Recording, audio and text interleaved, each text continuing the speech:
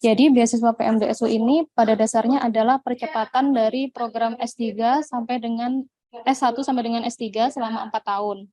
Nah, di program ini target capaiannya itu minimal ketika lulus menghasilkan 2 publikasi internasional.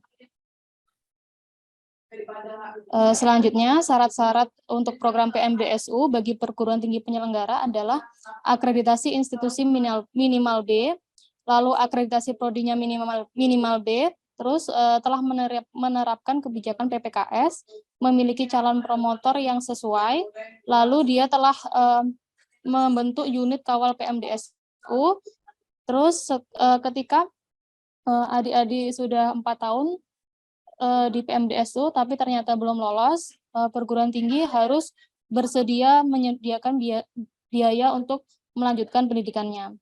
Lalu untuk promotor ini sudah diatur ketentuannya, antara lain adalah berusia maksimal 66 tahun untuk profesor, lalu 61 tahun untuk doktor, telah meluluskan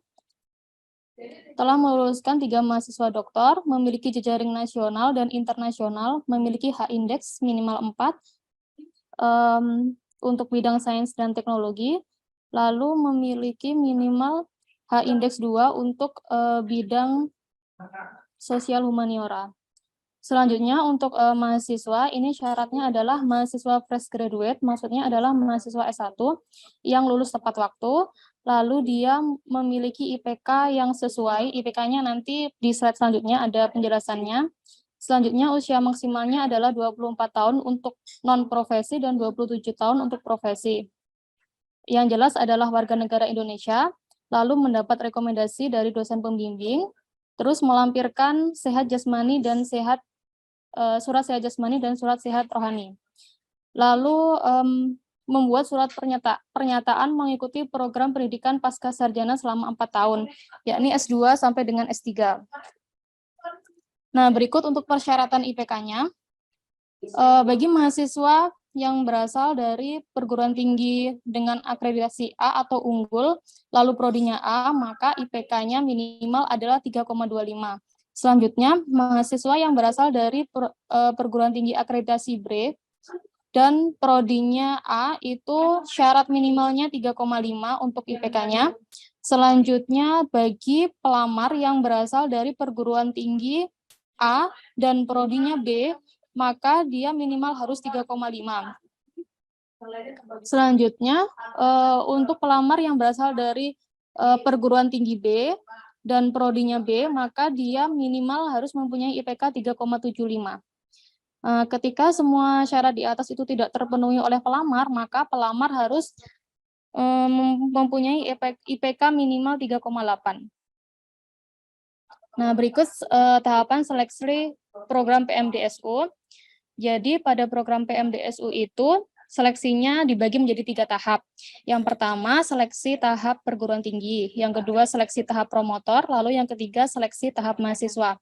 Yang pertama itu, perguruan tinggi harus mengusulkan proposal kepada Dikti.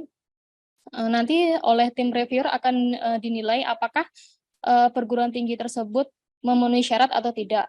Selanjutnya, dari perguruan tinggi yang memenuhi syarat tersebut akan dipilih promotor-promotor yang sesuai, yang telah diajukan oleh universitas, nanti akan direview oleh tim PMDSU. Mana-mana calon promotor yang sesuai untuk beasiswa PMDSU. Selanjutnya, seleksi mahasiswa.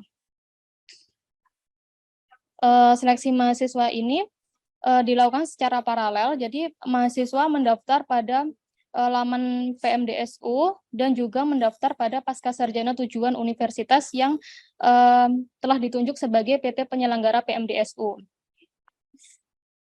Nanti di sana akan dilakukan seleksi secara akademik oleh universitas PT penyelenggara dan administrasi oleh Dikti. Selanjutnya dari hasil tersebut nanti akan direview lagi apakah mahasiswa yang melamar tersebut memenuhi syarat atau tidak.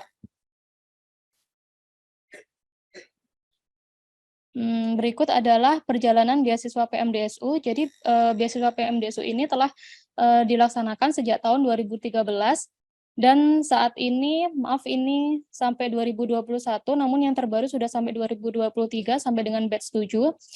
Tahun 2013 ada 56 mahasiswa, 2015 292 mahasiswa, 2017 242 mahasiswa, 2018 133 mahasiswa, 2019 151, 2021 152, dan saat ini 2023 angkatan batch 7 ada 299 mahasiswa.